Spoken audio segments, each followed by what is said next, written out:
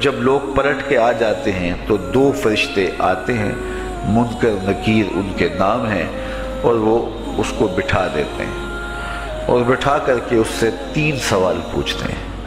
پہلا سوال یہ ہوتا ہے من ربک، تیرا رب کون ہے؟ اب کوئی مانے یا نہ مانے، رب تو سب کا اللہ ہی ہے۔ جو اسے مانتا ہے اسے بھی رزق دیتا ہے، جو نہیں مانتا تو اس کے لیے بھی رزق کے دروازے بند نہیں کرتا۔ حضرت ابراہیم علیہ السلام کی عادت یہ تھی کہ جب تک کوئی مہمان نہیں آ جاتا تھا اتنی دیر تک کھانا نہیں کھاتے تھے۔ بھوک لگتی تو کوئی مہمان ڈھونڈتے تاکہ اس کے ساتھ بیٹھ کے کھانا کھاؤں۔ کھانا جتنا بھی مرغن اور جتنا بھی جو ہے وہ پرتکلف کیوں نہ ہو، اگر مہمان کے ساتھ کھایا جائے گا تو اس کا قیامت کے دن کوئی حساب نہیں ہوگا۔ تو مہمان کے ساتھ وہ کھانا کھایا کرتے تھے۔ مہمان اللہ کی رحمت ہوتا ہے۔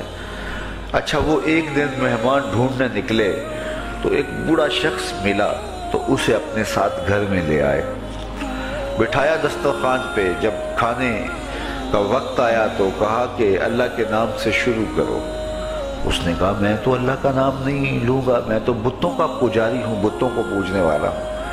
حضرت ابراہیم علیہ السلام نے کہا کہ تیرے ساتھ میرا تعلق کوئی کاروباری، کوئی ذاتی، کوئی اور تو ہے نہیں، میں رب کے لیے ہی تو تجھے کھلا رہا ہوں، اور اگر تو رب کا نام ہی نہیں لے گا تو پھر میرا تیرا رشتہ کیا باقی بچتا ہے؟ اس نے کہا میں چند لقموں کے لیے اپنے بتوں سے بے وفائی نہیں کر سکتا۔ وہ غالب نے کہا تھا نا کہ وفاداری بشرط استواری اصل ایمان ہے، مرے بت خانے میں تو کعبے میں گاڑو برہمن کو۔ اس نے اپنے انداز میں ایک بات کی تھی کہ وفاداری بڑی چیز ہوتی ہے، تو اس نے بتوں سے وفاداری کا بھرم رکھا۔ اس نے کہا کہ میں چند لقموں کے لیے جو ہے وہ تیرے رب کا نام لوں اور اپنے معبودان کا نام چھوڑ دوں، یہ نہیں ہو سکتا۔ آج تو لوگ چائے کی پیالی پہ دین بیچ رہے ہیں، کیا آج ممبر و محراب فروخت نہیں ہو رہے؟ لیکن اس بوڑھے شخص نے کہا کہ میں چند لقموں کے لیے، چند ٹکڑوں کے لیے میں اپنے بتوں سے بے وفائی نہیں کر سکتا۔ حضرت ابراہیم نے کہا تو اگر بتوں کے ساتھ اتنی محبت رکھتا ہے تو پھر میں بھی رب کے نام کے علاوہ تجھے دینے پہ آمادہ نہیں ہوں۔ وہ دسترخوان سے اٹھ کے چلا گیا۔ وہ چلا گیا تو جبریل امین حاضر خدمت ہوئے، رب کا سلام دیا، اے ابراہیم۔ رب سلام دیتا ہے اور فرماتا ہے تو نے آج میرا ایک بندہ ناراض کر دیا۔ یا اللہ، وہ تیرا بندہ تھا، اس کو تو تیرا نام لینا بھی گوارا نہیں تھا۔ کہا ابراہیم اس کی عمر کتنی ہوگی؟ یا اللہ 80 سال کے قریب ہوگی۔ کہا اتنا عرصہ ہو گیا میں اس کو رزق دے رہا ہوں، تو ایک دن نہیں کھلا سکا۔ اب ابراہیم علیہ السلام اس کو ڈھونڈنے نکلے ہیں۔ وہ کسی پہاڑ پہ چڑھ رہا تھا، دور سے آواز دیو میاں آ جاؤ، کھانا ٹھنڈا ہو رہا ہے۔ اس نے کہا تم تو بڑے سخت تھے، لہجے میں رویے میں تبدیلی کیسے آ گئی؟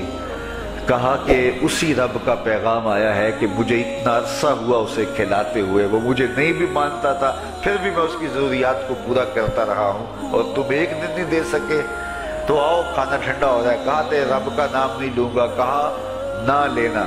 کہا اتنی تبدیلی؟ کہا اسی رب کا سندیس آیا ہے، اسی رب کا پیغام آیا ہے۔ کہا پھر کھانا بعد میں کھاؤں گا، پہلے اپنے رب کا مجھے غلام بنا لے۔ تو کوئی مانے اس کو بھی دیتا ہے، کوئی نہ مانے اس کو بھی دیتا ہے، بلکہ دنیا کے اوپر کافروں کو زیادہ دیتا ہے۔ ایک روایت میں آتا ہے کہ اگر اہل ایمان کی دلجوئی کا لحاظ نہ ہو تو کافروں کے گھروں کی سیڑھیاں سونے اور چاندی کی ہوں، لیکن یہ کہیں گے ہمیں تو مار ہی دیا ہے۔ اور اقبال نے کہا تھا نا کہ کافر کو دیے حور و قصور اور مومن کے لیے فقط وعدہ حور۔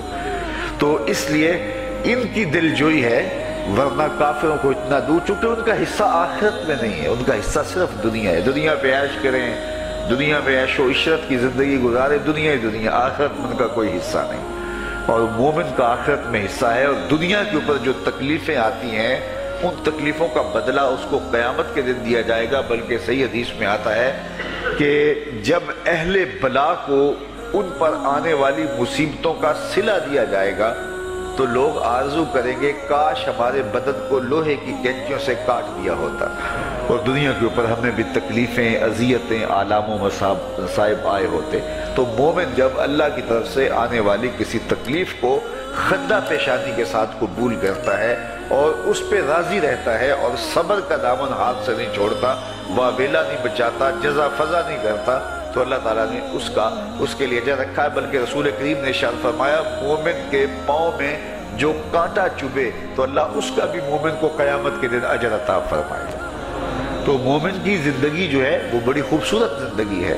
تو دنیا کے اوپر جو اسے مانتا ہے اللہ اسے بھی عطا کرتا ہے، جو اس کا انکار کرتا ہے اللہ اسے بھی عطا کرتا ہے، اس لیے کہ اس کی شان ہے کہ وہ رب ہے اور وہ سب کا لحاظ کرتا ہے اور سب کی ضروریات کو پورا کرتا ہے۔ پھر ہر شخص کی ضروریات الگ الگ ہیں، میری ضرورت الگ ہے، آپ کی کوئی اور ضرورت ہوگی، اور سب کی ضرورت کا اس نے لحاظ رکھا ہوا ہے۔ پھر بہائم کی، چوپایوں کی، حشرات الارض کی، پرندوں کی مختلف ضروریات ہیں۔ اڑنے والوں پرندوں کی ضروریات الگ ہے، پانی کے جانوروں کی ضروریات الگ ہیں، اس طرح حشرات الارض کی ضروریات الگ ہیں اور درندوں کی ضروریات الگ ہیں۔ یہاں تو ہم ایک آدھ کلو گوشت ہو تو گھر کے سارے افراد اس سے گزارا کر لیتے ہیں، لیکن شیر کو اور چیتے کو جو ہے وہ منوں کے حساب سے روزانہ چاہیے، رب ان کو روزانہ فراہم کرتا ہے۔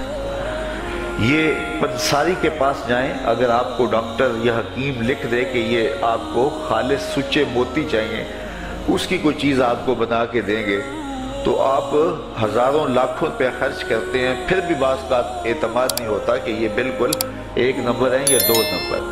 تو رتی، ماشی اور تولوں کے اندر آپ ان کو خریدتے ہیں اور وہ بھی آپ کو گمان ہوتا ہے کہ پتہ نہیں خالص ہیں یا ناخالص، لیکن دنیا کے اوپر لاکھوں کروڑوں پرندے پائے جاتے ہیں، جانور پائے جاتے ہیں، ہنس، اور وہ کھاتا ہی سچے موتی ہے۔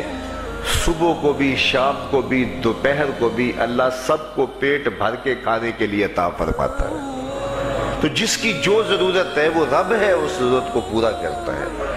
تو ہم اگر اللہ تعالیٰ کو رب مان لیں حقیقی معنوں کے اندر تو ہماری زندگی کی پریشانیاں، ہماری زندگی کے دکھ مٹ جاتے ہیں۔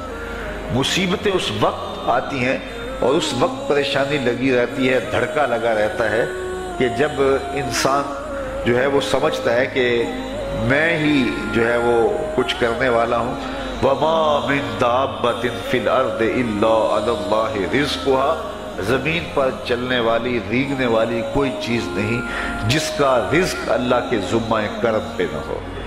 تو جب انسان